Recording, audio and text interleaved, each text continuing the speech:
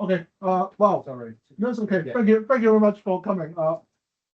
This is actually one application. So do whatever you want, do whatever you like. I just forget to buy some beer. Right. Yeah. Thanks for coming. I remember Anna told me in the past that actually this kind of the lecture, we should make it in a rather early time rather than the time Anna will be leaving. But I think at least we make it. Thank you very much. Thanks for coming. And also I think happy birthday to Anna. Yesterday. Okay. So I mean, enjoy yourself tonight. If you have any kind of questions, so don't hesitate, and you give a good answer. So okay, let's start. Thank you. Yeah, so I think like Tong said, this is more like a informal presentation all about birding in Hong Kong. We have quite a variety of Anyway, we have quite a variety of ringers here, from like quite new to quite old. So some of this is going to be, I'm sorry to the trainers at the back, we're going to do a very brief overview about the history of bird ringing in Hong Kong for everybody, so that we all make sure we're on exactly the same page about what is bird ringing, why we do bird ringing, etc. And then we're going to get more into how, probably the most important part about bird ringing, the aging and sexing, the most complicated parts. Molt of birds, how we record that. We're going to go through how we record a lot of different things to make sure we're all now on the same page. As some of you may know, we now have a new program, a new method for inputting data, storing data, etc. But let's start with a very quick history of bird ringing in Hong Kong. So yeah, it came to Hong Kong in 1965 with the BTO and WWF doing bird ringing in Mai Po. Later on in the 2000s, we started doing standardized ringing in a few different areas. Now we have 5 different ringing groups across Hong Kong. They are, we have the Hong Kong Bird Research Group, which is headed by Paul Leader. We have the Society Group, which is Tong's group. We have the Hong Kong Bird Research Institute, headed by Carrie. We have the Hong Kong Wader Group, which is Catherine Learn's group. And we now have Dory Farm Botanical Gardens ringing all their rescue birds before release. So a little bit about the licensing system in Hong Kong. If you want to be ringing birds, willfully disturbing birds, catching them, etc., you must have a license from AFCD. So all ringers, all trainees should be on a permit. So why do we ring birds? I think, again, we all kind of know this already. Long-term monitoring projects gives us like a whole range of information, from population demographics to habitat usage, to seeing where our birds go migratory across the flyway and also in local movements. This helps us to identify which areas are important for us to protect. And it's a very special and very unique opportunity to see birds up close, which means that it can be used in engagement from the public, etc. Here we have just a couple of examples of the Latham snipe. This was the first record for Hong Kong. And a recapture bunting. We don't get very many recapture buntings, but it kind of shows that some of the important areas in Hong Kong for these species. So what does a bird ringer need? Obviously, we need our mist nets, and then we have all of our equipment used for putting on the rings, for taking measurements, etc. The rings themselves need to be less than 2% of the bird's body weight, so they do not cause any negative effects on the birds. They don't affect their behavior, etc. Can everyone hear me? That work? Yeah. Much better. Sorry. Yeah. And as I think we all know, these metal rings have a very special code that is unique to that individual. We also use color flags on our shorebirds, and we use colorings for our special birds as well, such as the black-faced spoonbill and the yellow-breasted bunting. We have these colorings. These colorings mean that we do not have to recatch the birds to have a lot of extra reports from them, which of course then helps us to work out where they're going. If bird watchers can just see these rings and know exactly which bird it is, it's a lot more effective than having to recatch the bird to read the metal ring. And the color flags, we have the white flag above and the yellow below for our shorebirds and our terns. This is actually part of an initiative from the EAAFP, so the East Asian Australasian Flyway Partnership. So it's coordinated with a lot of different countries, so that you only need to see the color of those flags to know exactly where that bird was tagged. And I want to say a little mention to our satellite tracking, GPS tracking. This again, just, it helps us to know even better where these birds are going in real time. So this is local movements with our greater painted snipes. We have a project for that. And then our black-faced spoonbill and our black-necked terns to see bridal terns, sorry, to see where they are going. And this is just an example of that. These are two great knots, Wavy and Flowy, that we tagged in my poll, and we got to see their spring migration all the way up to Russia. When and where do we do rigging? Well, I mean, it really varies. It depends on the project and what kind of information you want to get from it. But the focus is the migration seasons of spring and autumn. In Hong Kong, we have a lot of overwintering birds, so winter is quite important as well here. But for our resident birds, we also do some rigging in the summer. And we usually start in the early morning, open the nets around sunrise, until about 11 a.m. when the birds stop moving so much. And we recently have been doing them in conjunction with other surveys, visual audio surveys, infrared camera, passive acoustics monitoring, to gain a really comprehensive inventory of which species occur in a certain area. Okay, moving on to the safety guidelines. So in Hong Kong, since 2023, we have created we being the Hong Kong Bird Ring Committee, created the safety guidelines. And I just wanted to give a quick summary of that, because I think it's important for all ringers and trainees in Hong Kong to have a good overview of this. So first up, when we do ringing, we have to make sure that we're not doing it in adverse weather conditions. This is primarily too windy or rainy. This can really affect our birds by essentially the rain makes them cold and wet, and they can suffer from hypothermia. And the wind can make them really entangled, which increases the handling time and, of course, can cause injury to the birds. The second part of this is that the nets should be checked regularly. Every half an hour is the standard. There may be certain times if we leave it longer. So for example, if there aren't many birds around, or if we're dealing with larger birds. But in general, it's every half an hour. And if you're ringing in more adverse weather conditions, or when you know there are predators around, dogs, cats, raptors, we may need to check the nets even more often than every half an hour. The nets themselves should be very well monitored. This is because we're usually in public spaces, and if the members of the public can be around the nets, then we need to make sure that we can make sure we're monitoring them well.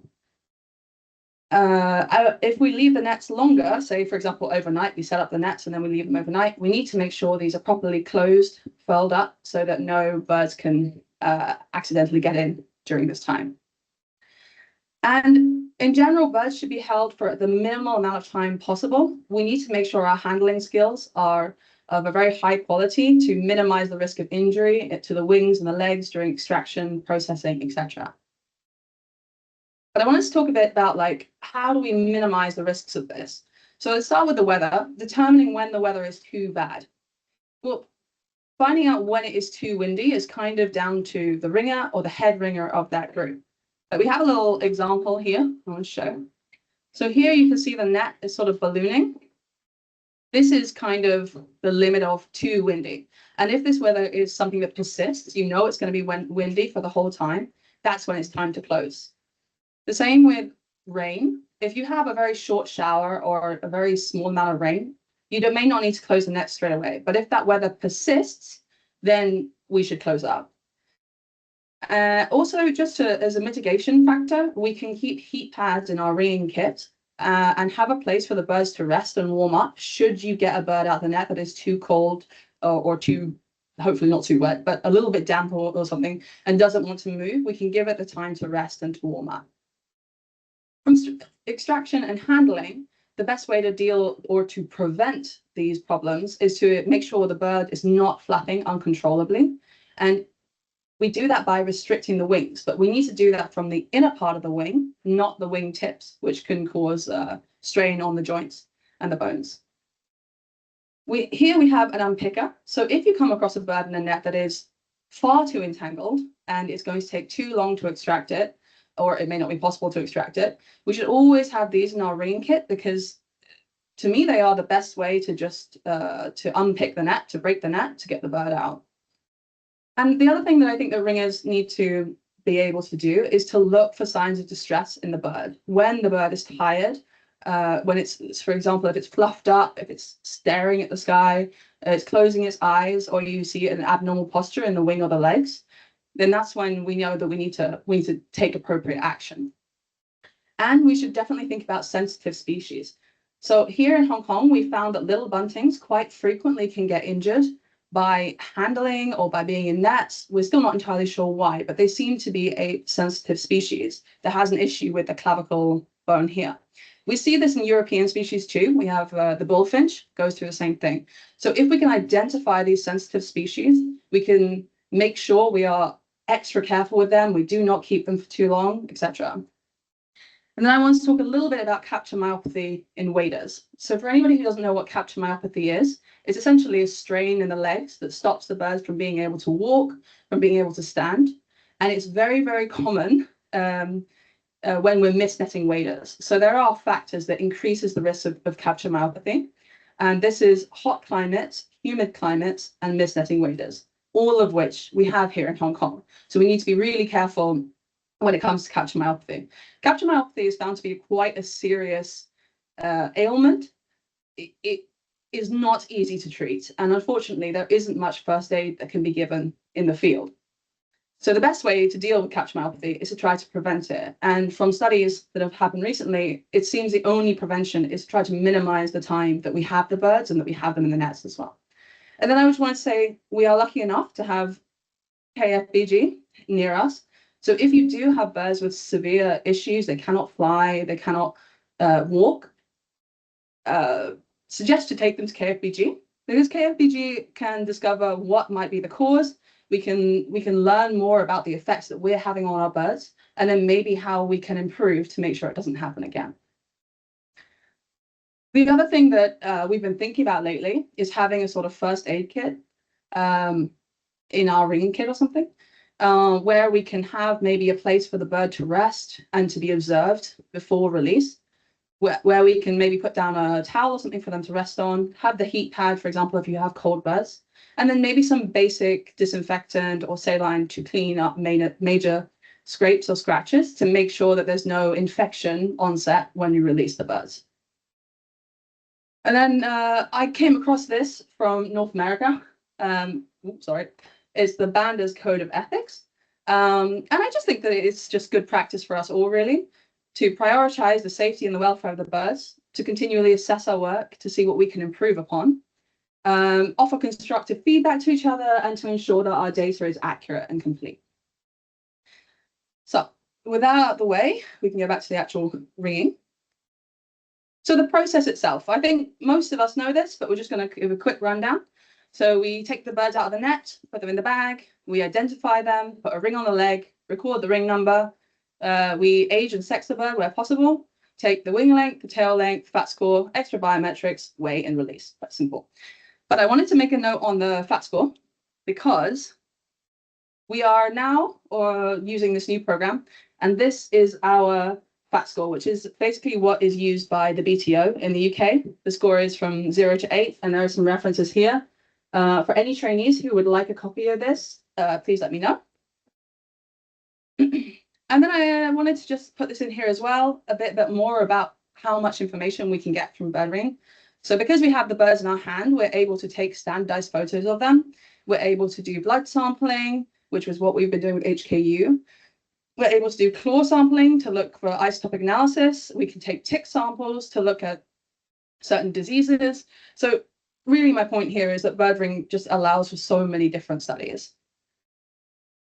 And now we get on to what is probably going to be the bulk of this presentation, which is molt. So molt is, for me, well, no, it is the most accurate way for us to age birds. So molt is the action of a bird replacing its feathers. So feathers are obviously very important for a whole host of different reasons, but they break down because of the sun, because of abrasion, because of parasites, etc. So they need to be replaced. And the action of replacing this is called molt. It usually happens once or twice a year, and the extent to which they replace their feathers is usually different between young and fully adult birds, and that is how we can age our birds. So we will go over this a lot more in a minute, but the actual quality of juvenile feathers is different from the adult feathers, and that's what we are able to see in the birds. So here we have a year. Here we have the turn of the year is January 1st. That all of our aging goes by calendar years. So let's just very quickly talk about the age codes because it can get confusing. So we use U-ring age codes here in Hong Kong, which are all these ones down the side. And it basically assigns the calendar year that the bird is in. These can be very specific. So a very common one for us to use is age 3. That means it was born in that calendar year. It is a first calendar year bird. And after January 1st, it becomes a second calendar year bird, which is age 5. Our non-specific ages is like age 4. So age 4 would mean it's born last year or earlier. So it can be this calendar year or older. It's a second calendar year or older bird. A little bit complicated, but let's try to go through it. So if we have a bird that's born in 2018 and we are in 2018, that bird is an age 3 because age 3 means it's born this year. But at the turn of the year, after January 1st, it will be an age 5, which means it was born last year. And if we go all the way into 2020, it would be an age 7 bird, born 2 years ago. But as you see here, it says uncommon, which we will find out why in a moment. So if we take this year and we put in the migration times in autumn and spring, and then we put in the breeding times, which is, in the bird's second calendar year, they start breeding in the spring and summer. This is where the timings of the birds molt. So it is usually after they're born and then not even fledging, but post-juvenile time, that's when they do their first molt. And then before the spring migration, they molt again. And then in the second calendar year, they molt again after the breeding season. And then you'll see from the second year, that is the pattern, is that it's basically before the breeding time, after the breeding time, they molt. Because of that, the names of these molts is post-juvenile molt, pre-breeding molt, and post-breeding molt. And the important thing to remember is that a bird will only have one post-juvenile molt in its lifetime. It will only be a juvenile once. And yeah, we have a little bit of the descriptions up there. So it's also important to note that we're going to talk more about the molt, the extent of the molt, etc. There are many factors that will affect the extent of the molt. One of them is how far do they migrate? The other ones, of course, are species, but within a species, there is also individual variation to some extent. Northern versus southern populations will also have different extents of molts. And the main reason for all of this is resource availability. So to replace your feathers takes energy. And when you're a juvenile, you don't have as much time or energy to put into replacing your feathers as you do when you're older. Also, if you live in the north where it is cold and you have less resources, you cannot molt as much as if you're in the south, say here where we are quite a warm climate most of the time, and there are resources available all year round. And if you have to migrate, then you also have a time limit on how much you can molt. So this will affect whether a molt is complete or partial. So here, yeah, all the feathers on the bird are molted. On the partial molt, you'll see that all the head and body feathers are usually molted, but in the wing and the tail, there might only be molted some feathers, or sometimes. So like we said before, we have the post-juvenile and the post-breeding molt in the late summer, and we have the pre-breeding molt in the winter. And all of these molts can either be complete or partial. So we end up with these codes. Some are complete, some are partial, winter complete, winter partial. Let's go through the complete molt. Happens before or after breeding, usually only once a year. When it's complete, there are no molt limits in the wing. So what is a molt limit? A molt limit is the point between two generations of feathers. So maybe juvenile, post-juvenile, post-breeding, pre-breeding. These points are called the molt limits. So after a bird's complete molt, there are no juvenile feathers left. This means that in plumage, they look exactly, juveniles and adults look the same.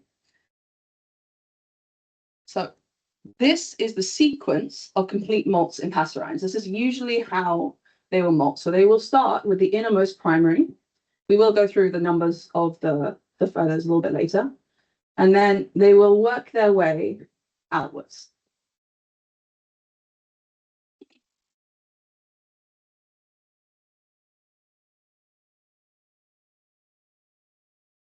So once they reach about halfway through the primaries, they will start with their secondaries. We're going to go through all of the feather groups, so don't worry too much, just look at where the feathers are. And with the secondaries, they will start with the outermost secondary and come inwards. So it's like this sort of movement.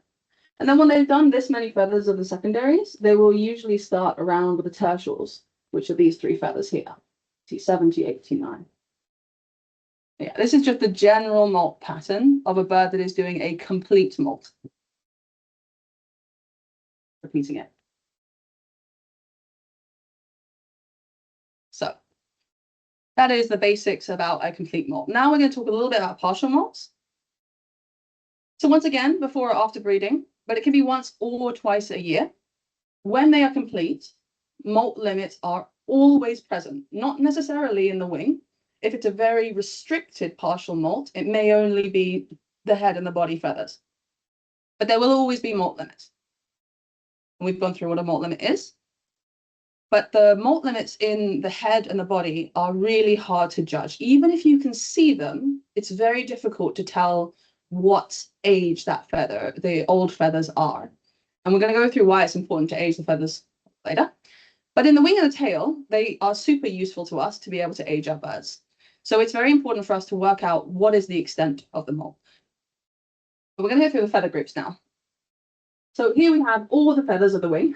There's a lot of them. So first we have the wing coverts, which is this lot here. These little ones are the lesser coverts. These outer ones are the medium coverts. And here we have the greater coverts. And there are 10 of them. The greater coverts are very important. These guys, not very helpful. Then we have 3 alula down here. 1, 2, 3. And we have a couple coverts.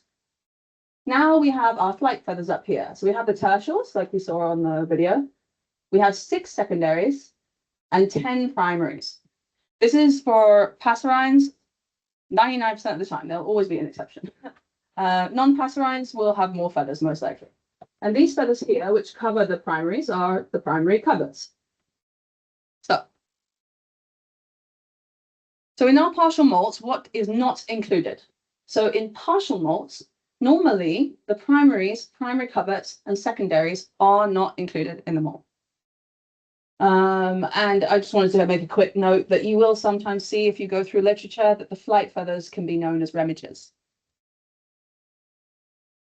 What is normally included is the head and body feathers. Maybe not all of them, if it's a very restricted molt, but some of them are usually included in the partial molt. Some wing coverts, that's our lesser coverts, medium coverts, greater coverts, and some tail feathers, which you'll see are called retreaces, which is why they are labeled from 1, the central pair is 1, all the way out to R6, century molt. So how do we spot our molt limits? Well, we need to look at the difference between juvenile and adult feathers. And there is an average to the difference, which is about shape, density, pattern, and wear. However, with pattern, be very, very careful, because some patterns may look like a molt limit when it's just the natural pattern of the wing. So as we just said, molt limits are most easily found in the wing coverts and the tail. So here's a nice example. We have a tail. And if we look at these 2 feathers, when we're comparing tails, it's best if we compare the same number. So either like the central pair or the outermost, or maybe this one, this is R5 to R5, etc. So if we compare these 2 central ones, can you see the difference in the shape of the top and the actual ground color of the feather itself?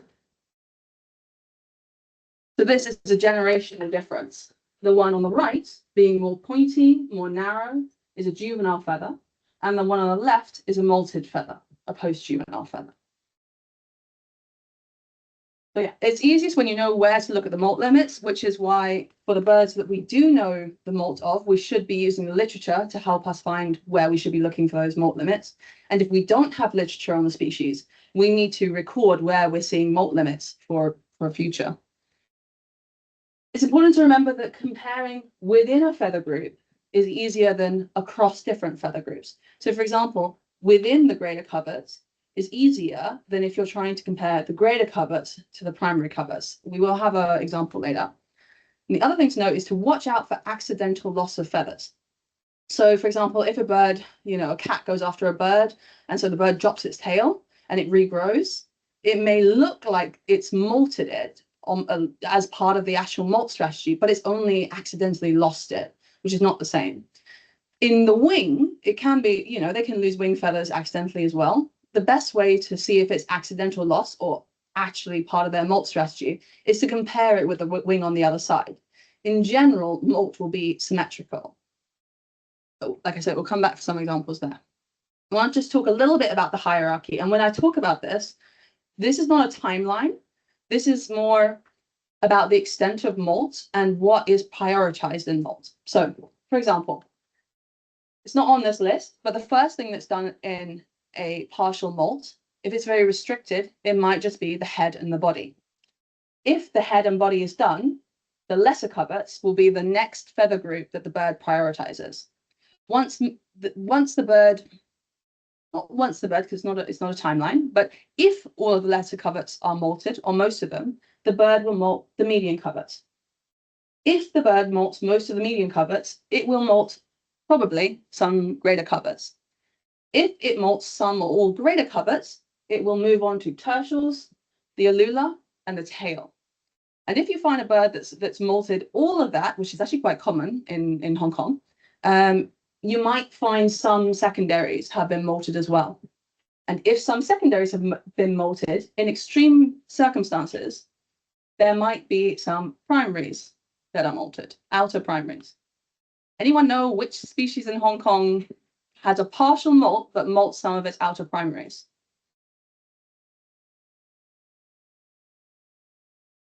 It is our yellow-breasted bunting. They have extraordinarily extensive partial molts. We will look at it later. But yes, as I said before, the greater coverts are the most useful.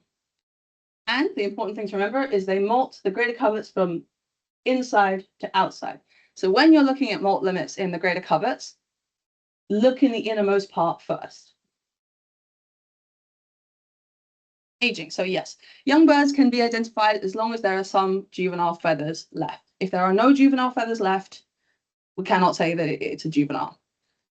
And that is after the first complete molt and there's no juvenile feathers left. Then once they've done a complete molt, they look identical to the adults. So since the birds go through, or usually go through, one complete molt per year, the most common age classes is 3, which means born in the current year, in autumn. And then once we go past January 1st, they become age 5, which means born last year. Adults is age 4 in the autumn. So if we're in October, we know this bird was not born this year. But we have to put it as an age 4 because age 4 means last year or older.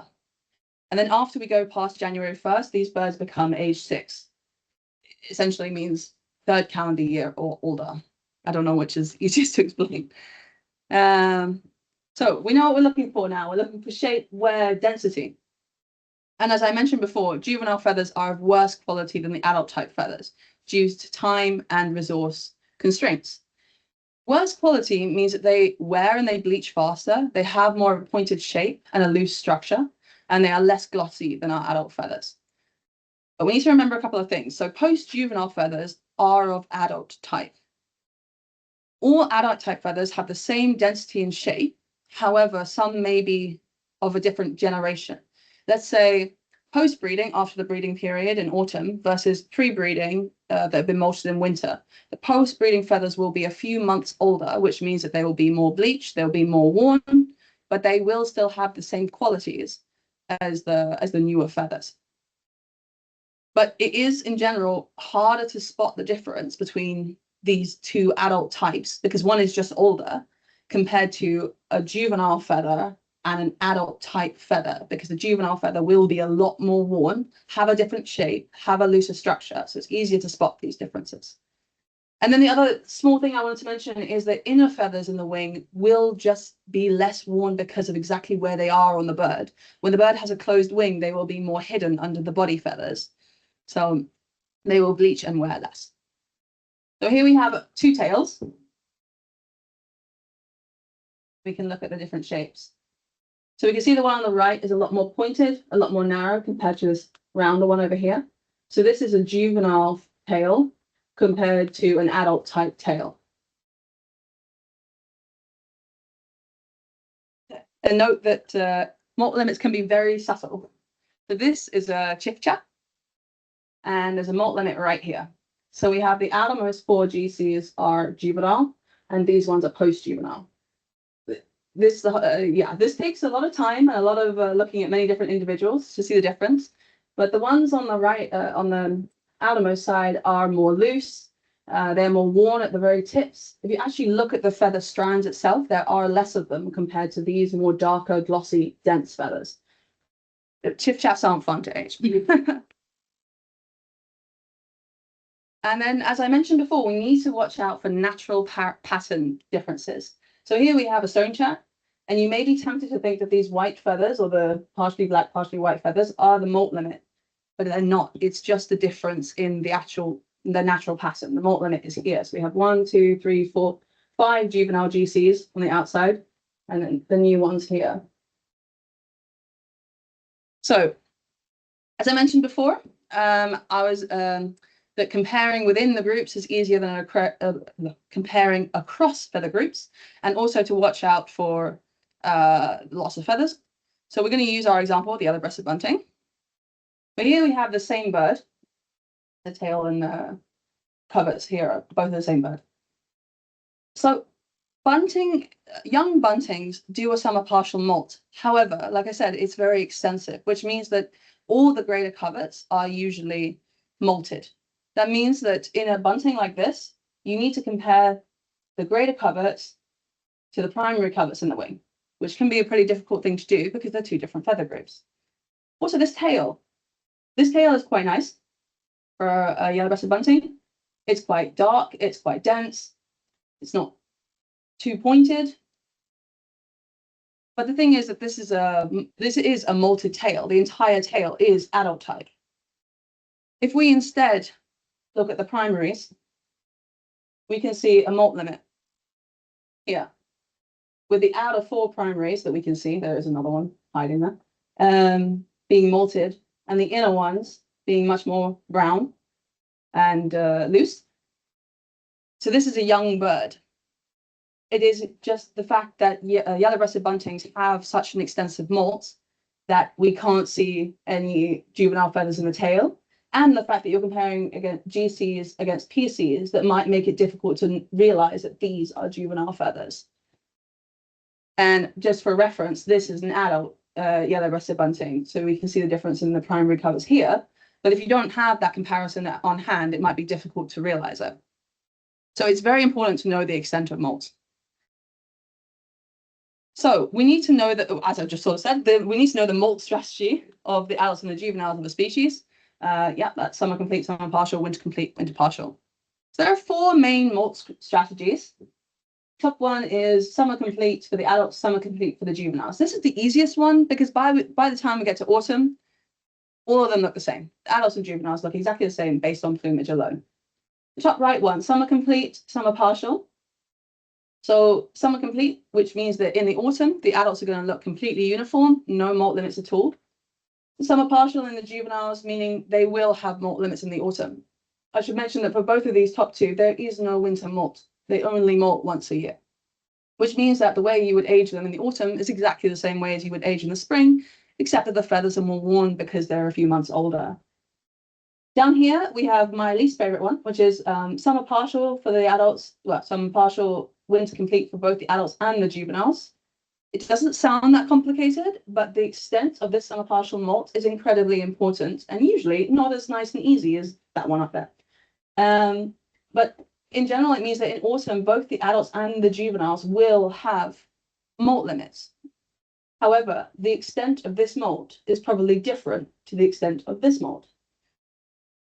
So, and because of the extent differences and the fact that we still have old feathers present in both of these birds in the autumn, so long as we can say that these green ones here are juvenile, then we will be able to tell the age of the bird. And then once they go through their winter complete molt, by spring and summer, we cannot age these birds anymore. And finally, our fourth molt strategy is adult summer complete and a winter partial molt, and juvenile summer partial, winter partial. This means that in the autumn, the adults will be completely uniform and the juveniles will have molt limits. So it's quite easy to age these birds in the autumn. So long as we can find molt limits, we know that it's a young bird. The problem comes in the spring, when both the adults and the juveniles have gone through a winter partial molt. Both the adults and juveniles will have molt limits. So once again, like this strategy, we have to find the old feathers and age them to be able to tell what age the bird is. We will go through it, don't worry. But what I quickly want to talk about for everybody is recording an R-score. So this is something that we use to be able to tell the extent of molt in different species. The R-score is all about the greater covers here, and we only record it for individuals that have undergone a partial molt. Therefore, if any individual has gone through a complete molt because of the species or because of the age, we do not record the R-score. So our example here is a male Siberian ruby throat in November. And here we can see the molt limit, 1, 2, 3, 4, 5, here. So can you see that this is more of a glossy feather? It has more of an olive tone. It is hard to see on the projection, I will say. But these are juvenile feathers and these are post-juvenile feathers. This bird has 5 retained greater covers, and that is our R-score. So the way that we can record the R-score is by counting the greater covers from outside to inside. There should be 10, and count until you think you see the change in the feather, the molt limit, and that is your R-score. And if we know, like with ruby throats, for example, that the R-score on average of however many individuals is around 5, then we know when we get a Siberian ruby throat, we know exactly where to look for the molt limit in the wing. It can be really helpful. I wanted to put another example that is very difficult to see, but this is a dusky warbler. Dusky warblers go through winter partial molts, which means that in the spring, both the adults and the juveniles have molt limits. They are notoriously hard to see, just like in chiff-chaff. However, if we can see it in an age 6 bird, so here we have these 2 feathers, which look, I shouldn't say much more worn than the other feathers around it, but they are the same shape, the same density, they're just more worn. This is your R-score, these 2 retained greater covers. It's a little bit more complex than that, but we don't have to go that far into it. Because this first GC here is molted, and these ones are molted, we put an R-score of a plus because it's not been molted consecutively. It's a bit of a strange molt. And actually, I would probably look at the other wing to see if it's symmetrical, or if this this feather has been lost, for example, and then regrown. Not super important to go so much into the details. It's just so that you know about how to record this R-score, which may help us in future with species that we don't know so much about the molt on. As I said, only species or only individuals with partial molts, we should record the R-score, the retained greater covers. So this bird, for example, this is a redstart in, when is it? Autumn. So here we can see the outermost 1, 2, 3, 4 greater covers are not molted, they are juvenile. So the R-score is 4. And we can also just see a molted alula, the innermost alula, and the molted carpal cover. It's quite nice on these male redstarts because it's quite an obvious difference between the dark black and the more brown of the juvenile feathers. At the top, we have the molt strategy, adult summer complete, juvenile summer partial. Therefore, this must be a young bird. But we would not record an R score on the adults because they go through a complete molt, not a partial molt. Here we have just a little example of a species that goes through adult summer complete, juvenile summer complete, a tree sparrow. In this individual, we can see it has not finished its complete molt yet. It is still molting at the moment. There's actually a growing feather here. So in all technicality, we could age this bird if we could tell whether these feathers are adult or juvenile. But that's notoriously hard to do, and I would not feel comfortable doing it. So for this bird, I would just say age 2, which age 2 means it was born in the same year or older. It basically means any age. And here is the bird when it's completes its molt, entirely uniform wing, all of the same generation. No R scores on these guys because both the adults and juveniles do summer complete. So if you see greater coverts where you have a molt limit because some are juvenile and some feathers are old and some are new, you know that it will replace all of its greater coverts because it goes through a summer complete molt. So there's no point having the R score because in a month, all of the feathers will be the same generation. And then I wanted to put a little bit more emphasis on this molt strategy: adult summer complete, winter partial, juvenile summer partial, winter partial, because it's quite confusing. So yeah, we have the juveniles in all uniform juvenile plumage that then go through that summer partial molt, and then we can see 2 generations of feathers, right? But when they go through the winter partial molt, this is when 2 things can happen. By the spring, we could have 3 generations of feathers because of the 2 partial molts, or the winter partial molt could molt over the already molted feathers, which is very confusing, and we will have another slide on it. But for now, let's focus on our adults. So they have molt limits within in the summer. They then go through a summer complete molt, and they're all nice and uniform, very fresh by the autumn. And then they go through a winter partial molt. And depending on the extent of the winter partial molt, we could end up with the 2 birds at the end there. So these juveniles, what am I talking about? So here is a fully juvenile wing that then goes through a summer partial molt, which is quite simple. And then we have molt limits at the end. When we go through the winter partial molt, we could end up with a wing like this. But the important thing to remember is that when the birds are molting, you see, they didn't do the feathers that they didn't molt in the summer. They went again from the beginning of the molt because it is a new molt. They're not continuing a molt. It is a new molt, which means that we end up with something like this. We end up with pre-breeding feathers, post-juvenile feathers, and juvenile feathers. But if that winter partial molt is more extensive than the summer partial molt, we may end up with a bird like this, where it has molted over all of the new feathers from the spring, from the summer. And so it only has 2 generations, which is the same as you would see in the adults. So the key thing when it comes to these birds, we go back to the other. Yeah.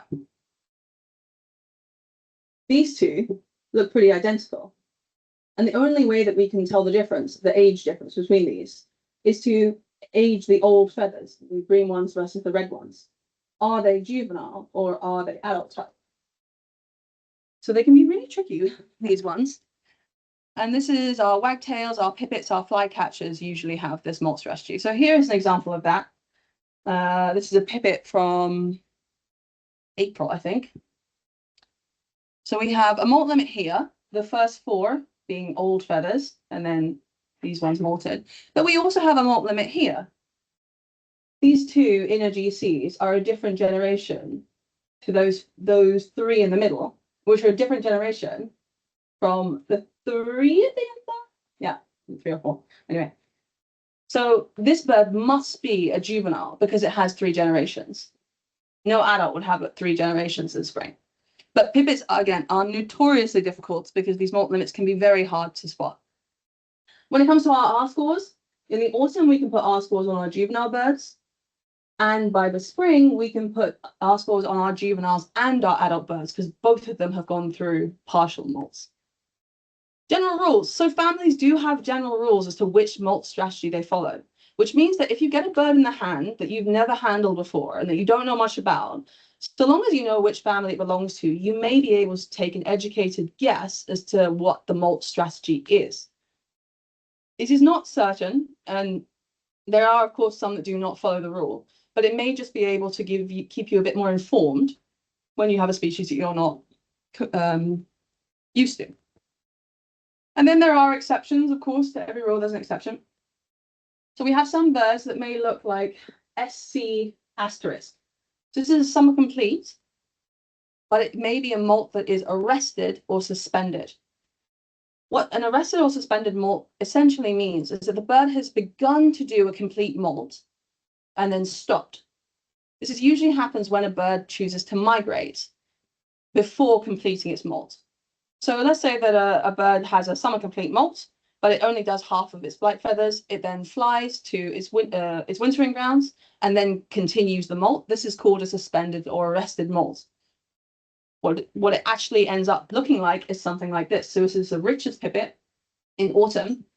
So the juveniles, we have a quite restricted summer partial molt, and the adults have a summer complete molt. But if the juveniles have a summer partial molt, why are there some secondaries that are old and others that are all molted? The primaries molted. This doesn't make sense because you wouldn't do, a bird wouldn't molt its primaries in a restricted partial molt. This can only be the case if the bird is doing a summer complete molt and then chooses not to do all of its feathers. Therefore, you can tell that this is an adult Richard's pipit. I'm going to cover it up there as well. So I'm sorry, there's a lot of information. So using molt limits can be super helpful, like I say, for aging, but not only when we have birds in the ringing, also when you're going bird watching in the field, this can be helpful. So this is a Heine blue flycatcher in the spring. And can you see that it seems like the primary coverts, which on a closed wing look are here, and the greater coverts are here. And there seems to be a difference between these and these.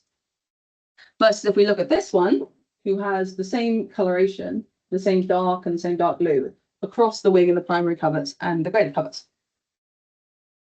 Well, flycatchers won't molt their primary coverts until their first complete molt in their second year.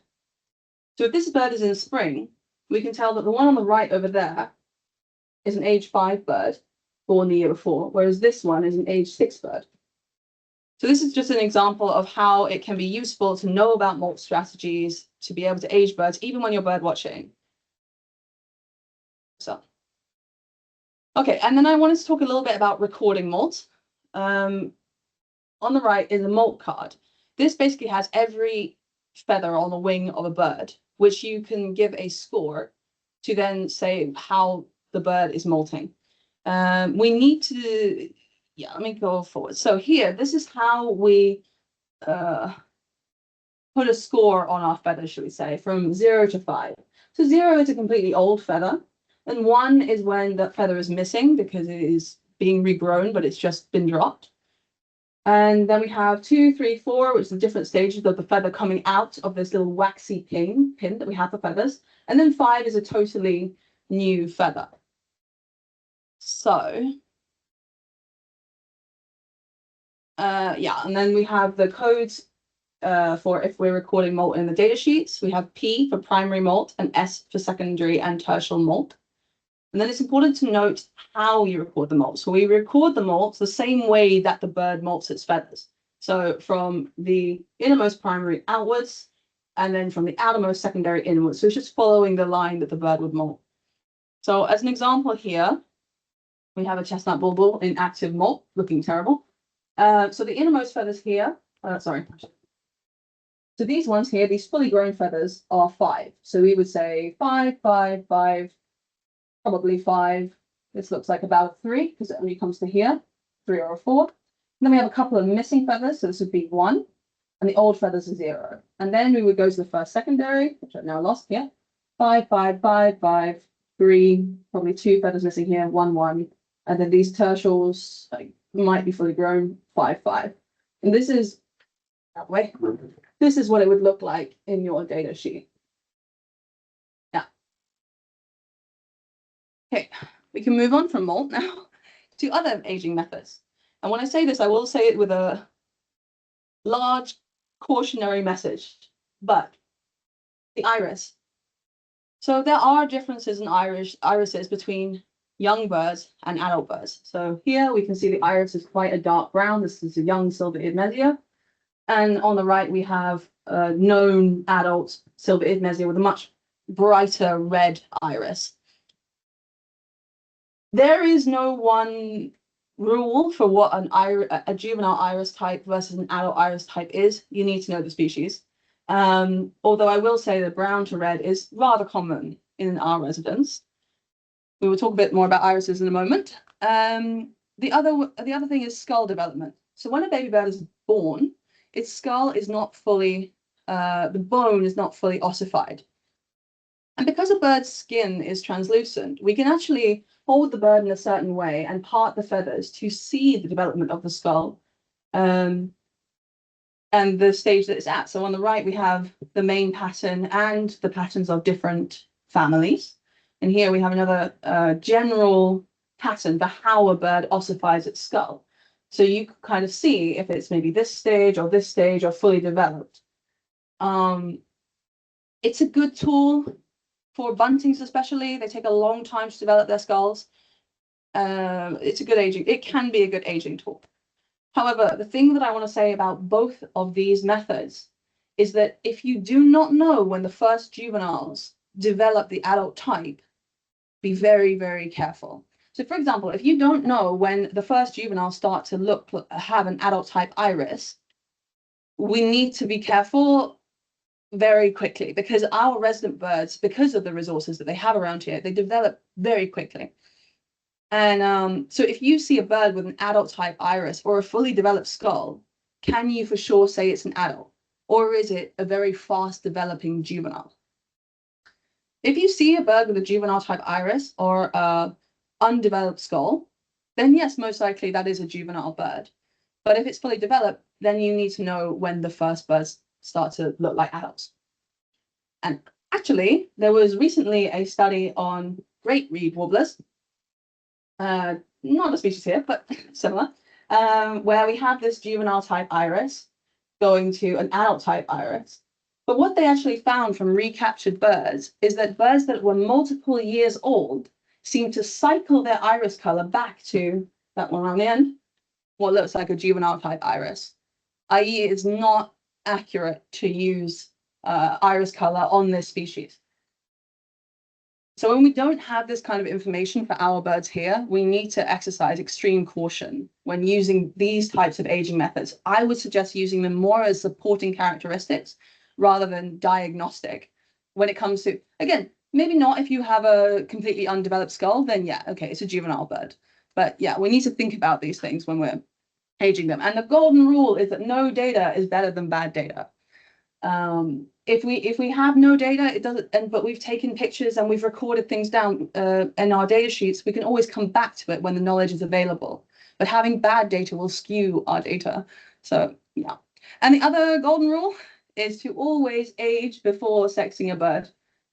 So I'm not really going to talk about sexing because sexing really is so species specific.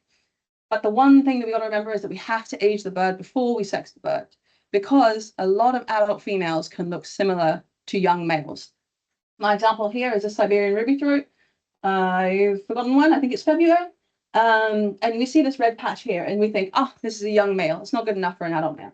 However, Siberian ruby throats have adult summer complete, juvenile summer partial. What that means is that by the spring, we should be looking for molt limits. If there are no molt limits in the wing, it must be an adult bird. And this isn't good enough for an adult male. So it is actually an old female, an old recapture of ours. A little bit more about buntings, which is exactly the same principle as the ruby throat. We can sex them, but we have to age them first. And when I say aging of buntings, a lot of people use tail shape, which again, a tail, if you see a juvenile tail, yes, it is a juvenile bird. But if it is an adult tail, you need to have a reason why that isn't a juvenile bird that's lost its tail and regrown it, or maybe a bird that has a bit more of an extensive molt, than expected. So we use skull, molt limits in the wing, like we saw earlier, greater coverts, primary coverts, and the tail shape to be able to age our birds. And then we do have different criteria for sexing our buntings. With buntings, I would make sure that you're using all the criteria, because I would say most individuals are quite obvious. Others can be intermediate, which is why we now have the probable male, probable female that we can use when we're entering the data. And yeah, if a bird is, you know, too similar to male, female, too intermediate, don't sex it.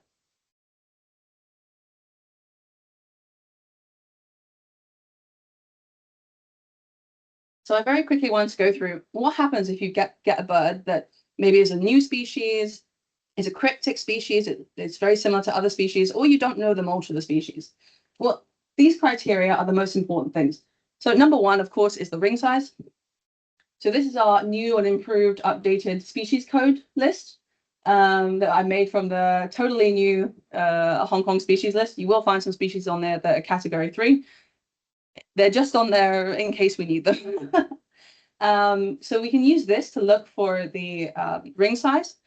But if we still don't know it, then we have this list that I suggest that you have in your ringing kit that will give you the inner diameter of each ring. We can then measure the tarsus diameter or use the ringing pliers to aid us to work out the correct ring size for that bird. Recording wing formula can be super helpful when it comes to identifying a certain species. So I wanted to just go through how exactly we would do that. So the first thing we would do is look for the wing point, which is the longest primary, and then we would measure the distance of the other primaries from the wing point. We can also look at the primary projection, which is the distance of the longest tertial to the wing point, and then measure the distance also from the tips of primary coverts to primary 1. Primary 1 is usually much smaller than the other primaries in a lot of species. We can do this using millimeter paper, like you can see here, which can also help us to take photos for future reference if you may need it. And then use literature. Just use literature to help you as well. If necessary, make sure that you have the correct literature in the field. And as I mentioned before, the molt strategies of different families are usually quite similar. So this may help when it comes to working out how to age the bird. But I would say that one of the most important things is to take photos of these individuals. So I wanted to put the protocol that we use up here just for reference in case anybody wanted to look at it. But it's all very basic information. And then I think we all kind of have the manual now for how to take standardized photos of our birds. These are examples of good photos. Important points to note is that photos should be taken in landscape. The wing, the tail, etc. needs to be open enough, i.e. you're not pulling out too far where you may strain the wing. So really on the wing, it should only be horizontal. This joint here should be horizontal. Any further down is too much. The angle is like this, then that's too much. We really want it flat like this. And with the tail feathers, we want to see the tips of the tail feathers, but we don't want huge gaps in between the tail feathers where it just looks messy. And then we want as little human skin as possible visible in the photos. So here we have some examples of too closed and too much skin. These are my nails that I got told off for. We don't want any distracting things, so no nail polish, no dirty hands, no jewelry. And another very important point is to make sure that the feathers are in order. So this is not great, loose feathers, not good. We really want to make sure that we are keeping the birds in good condition. So for example, I want to just show you here, we can see all of the feathers on the bird. They're all nicely separated, spread out rather, so that we can really look at each one. We don't have the body feathers all over the integrated coverts. Taking photos of integrated coverts is hard, but it's just, yeah, what we're aiming for. And here's the manual that I use for labbing birds. If anybody else would like that, please just ask me for it. And finally, storing your photos. So this is how we store them. We store them by species codes. Within each species code is the season. And within the season, we have labeled it nicely with the ring number, the species, the age code, and the date. And then we have all of these labeled as well. This is how I would suggest that you keep your photos to make sure that you can find them whenever you need them. Nothing's getting lost. And the end goal. So this is what we would like to produce for Hong Kong. This is similar to the aging and sexing book, but we definitely need some vast species in here. So yeah, that's what the Alpha Labbing is for. Hopefully it could be useful as a training aid in the future. And as I think some of you know, we have this new program for entering our ring data. It's just much, it reduces the number of mistakes that we make by having a proper ring stock, by knowing all the species codes and the ringers in Hong Kong, etc. So this is currently now what we're using to input our data. We have so much data in, I mean, what, 1 million records now or something? Even more probably. From the 1980s that is going into one centralized database that is linked to this. So yeah, this is our latest. Oh, and if anybody would like to donate towards the cause of creating this, you are more than welcome to hit Tung up. And this is the data sheet that we now use.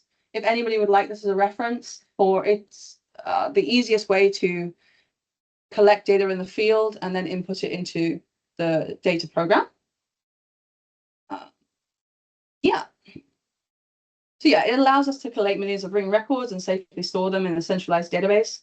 It makes sure that we are now all collecting data in exactly the same way, which is going to allow for easier analysis of all of our data. I'm sure there's a lot of study that we could do on all the data that we've collected. And it also allows for easier sharing of recaptures and resightings between the ring groups. In the future, there are quite a few ring groups across the East Asian Australasian flyway that would like something similar to this, so that we may be able to standardize ringing on an even wider scale. Then I want to talk a little bit about ringing and public engagement. So yeah, we obviously do a lot of social media there. We also have our ringing blog, where pretty much everything that I've just told you about is also written down there. If you want to check it out, please do. I think it's quite a good training tool for trainees. And then we do some guided tours every now and then, because I think ringing is such a great way to bring the public into caring about nature, caring about birds, when they can see them so up close. For trainees, the future Hong Kong ringers. So we now have more of a structured ringing training plan for Hong Kong's ringing trainees. What we really need is this plan so that we can ensure that we have dedication. Like, ringing takes a lot of time, it's a lot of effort. And yeah, to become a fully fledged trainee it can be a lot. So we now have more of a structured plan for our trainees, from observing for the first few ringing sessions to moving on to the actual handling of birds. And we also would, well, I'm in the process of coming up with a ringing training test, which is something like this. Yeah, so if anybody wants that, please just let me know. So from the recruitment to the actual license test, I think that we need more of a structured schedule for how we're going to have more people ringing in Hong Kong. So this is I mean, not really for now, but I mean, if you want to, you're welcome to. This is one of the Google forms, which is an application to become a ringing trainee, or a ringing volunteer, we should say first. And then the volunteer over time can become a ringing trainee if they find that they really do want to dedicate what it takes to becoming a ringing trainee. Finally, if you are interested in finding out more, if you want to practice the theory side of ringing in your own time, these books are great. I know a lot of them say that they're for Europe, but there's a lot of crossover, and the principle can be applied to ringing in Hong Kong. We actually still use a lot of these European books with some of our species. So I do recommend looking into that, and also just papers on molts. There is so much literature on molts, so many new things coming out on how we can age and sex our birds. Keep an eye out for that. And if you want the e-version of this book, the ebook, I have it for free for any ringers / trainees, anyone that would like it. Just let me know. So take home messages. Yes, we need to ensure that we have a high quality of operations, high ethics for our birds and our data, and strive to improve our ringing as and when possible. When it comes to aging, always make sure that you know why it must be that certain age. If that cannot be answered, then just leave the bird unaged until we have further studies on this. Stay on top of new literature to keep up to date with new information on aging and sexing of species, and always use the literature in the field as a reference, as and when necessary. Yeah, birding is an incredibly special and unique opportunity to study our beautiful feathered friends up close. Let's have fun and collect good data for our birds. These are just a couple of references from that I used for this presentation. Thank you all for coming. Thank you all for having me for 4 years. I have learned so incredibly much, and I'm so grateful for this opportunity. Thank you.